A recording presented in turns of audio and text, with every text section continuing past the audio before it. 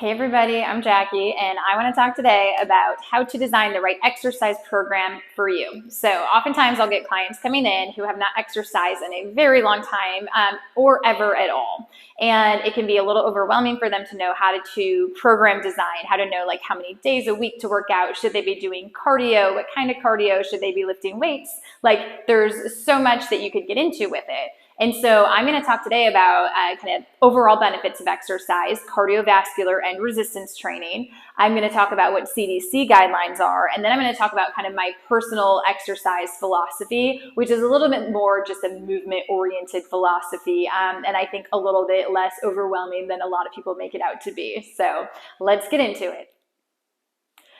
Okay, so anybody that knows me knows I'm a total like exercise nerd. Like if I go on vacation with family, friends, I will wake up an hour early so I can do some kind of movement, whether it's like yoga or walking or running or like whatever it may be. I will make time for it in my day. And it has nothing to do with the fact that I want to be at a certain weight.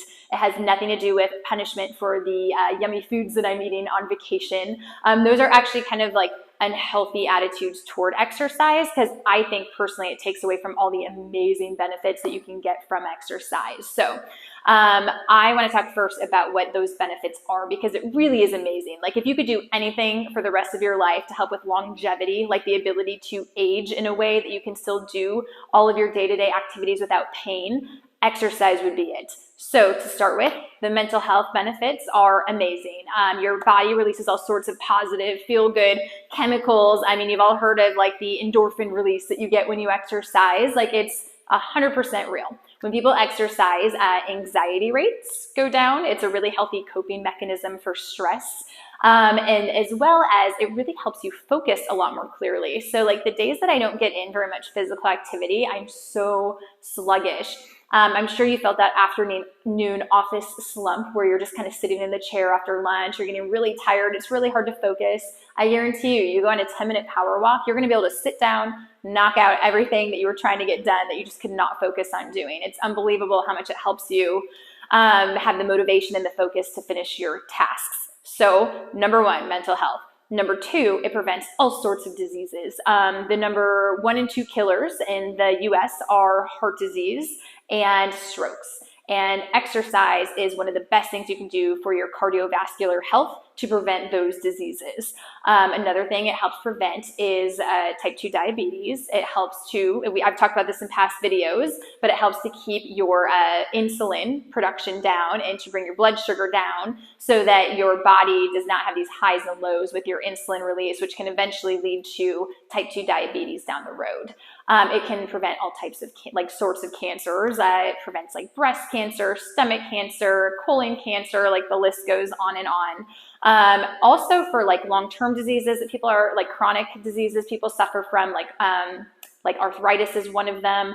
The more you move, it actually helps your joints to feel better. So if you have arthritis and you just kind of sit around all day because it hurts, you tend to get like tighter and tighter and tighter. Whereas if you can kind of gently find movements that work for your body, you're going to feel so much better throughout the day. Okay, so that's kind of the physical and the mental. Another benefit is it helps you sleep better at night.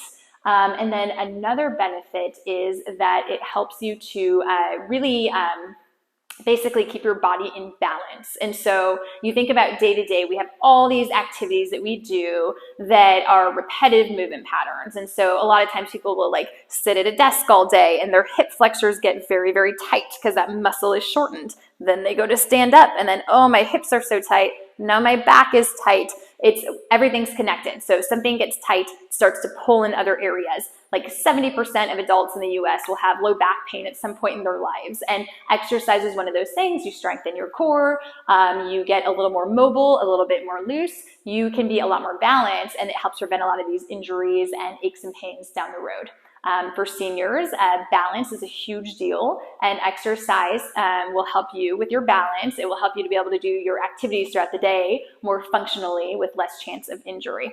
Okay, so that's my spiel, and it's all true. So like whatever it is that you do, like do something every day that's movement oriented, because your body and your mind will thank you. With that being said, let's get into what the recommendations are. The CDC recommends working out 150 minutes, moderate level physical activity each week, which breaks down to 30 minutes, 5 days a week, which is not that bad. I mean, some people might be thinking like, there's no way in my day that I have 30 minutes to fit it in. You can also break it up. So you can do 3 different 10-minute power walks a day. Moderate level physical activity is really just kind of getting breathless. It's kind of the you could talk but you can't sing test. So if you're going on a walk with a friend and you guys could have like a full-on conversation and you're not breathing heavy at all, you're probably not getting it up to a moderate level. You should at least be a little bit breathless, but you can still talk. So also in addition to that, they recommend getting in 2 days a week of resistance training. The resistance training is awesome for preventing like osteoporosis and helping with balance and really just helping you to be strong enough to do your day-to-day activities. And so with that all being said, if all you have is 10 minutes a day, all you have is 10 minutes a day, and that is somewhere to get started because okay, so I have been in the fitness industry for a long time, and I've noticed a lot of trends come and go.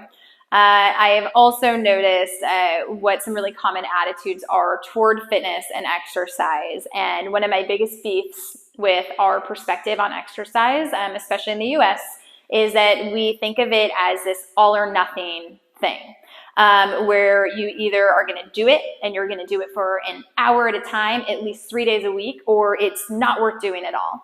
And this trips up more people than I can tell you. Like, I think people get so caught up with trying to do it perfectly that it makes it feel like it's punishment. And it makes them feel like if they don't hit these perfect benchmarks of exercise, then they just quit altogether. And so I'm telling you this because if you haven't worked out in a long time and you don't know how to start, you don't know how to design your program, and you think 150 minutes a week sounds like a lot, start with 10 minutes a day. And start with telling yourself that you are going to move your body 10 minutes a day. It might be a walk. It might be that you get up and during your kid's soccer game, I don't know, this might be embarrassing to you. I don't get super embarrassed anymore, but it might be that you do some marching or you just walk around the soccer field. Some days I have like literally no time. Like I'll work from 5:30 in the morning until 4. I grab the kids and we go to activities and it's just busy, busy, busy. Okay, so those days I'll be at the kitchen cooking and I might stand on one leg while I am at the stove cooking. And then while I'm doing dishes, I might tighten my core a little bit and really squeeze my glutes. I might do them like elevated, like up on my toes. And so I just move my body and I get in tune with what my body's doing and how it feels. And this will make you fall in love with movement. It's not a punishment. Like it doesn't have to be prescriptive where you sit down and you write down the precise exercises you're going to do and the exact amount of time you're going to do it. It helps you like learn how to be more in tune with your body and how it feels and how it moves. It helps you be more in tune with where you might feel tight. I see people all the time who have like really tight, like elbows, like tendonitis from, whatever day-to-day activities like typing or golf or tennis. And one of the best things that they could do throughout the day is just ball up their fists and roll around a little bit. And that stretches everything out. And there are these little movement things that we don't even realize that we can do to help heal our bodies and help things feel better because we don't think that we can do it while we're sitting at our desk, like we think of it as like, oh, we have to be at the gym to exercise. And that's not true at all. Like your body does not know the difference. It doesn't know that you're at the gym doing like a 1 hour perfectly prescribed workout. All it knows is that you're moving. And so one of my favorite books that I have read is a book called The Blue Zones. And I'm going to write that in the comments. I'll write it down with the author. But what they did is they mapped out the areas throughout the world that have the highest population of centenarians, people who live to be 100 plus years old. So these communities, are obviously very healthy lifestyle wise, and they wanted to see why. So they went to visit all of these communities. They spent a few weeks there and they just studied them. And one of the biggest things across the board is that these communities just have movement as a part of their day-to-day activity. And it's not that they go to the gym. In fact, most of these communities wouldn't even have access to a gym. But it might be that their neighbors live 2 miles away. And instead of driving there for dinner, they walk. and people are 70, 80, 90, 100 years old, and they're still walking. And they'll walk 2 miles to have dinner at their friend's house, and then they'll walk 2 miles back home. And that's just normal. It's not punishment. It's just how their society is structured. And you might say, well, that's not how our society is structured here, Jackie, in the US. And while that might be true, I would counter and say, you can make it be structured that way. Like I said, like I'm stretching while I'm in the kitchen cooking, right? Like you can always find ways to move your body. And I would say like that's one of the absolute best things you can do if you are trying to get started exercising is telling yourself, start with 10 minutes a day. I'm going to move my body for 10 minutes.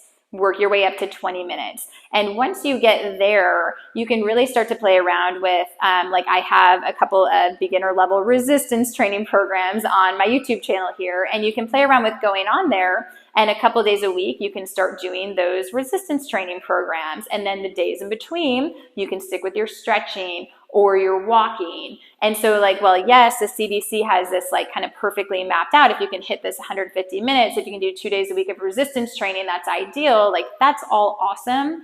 But don't get so caught up in the fact that like you have to hit these precise benchmarks to be healthy, because that's really not true at all. Health really comes from, I would say, just like every moment you're in, paying attention to how your body is feeling and being really mindful of the present moment, because you're going to be inclined to make a lot better choices for your body's movements. You're going to make a lot better choices for the foods that you choose to consume if you just kind of live in that more healthy mindset.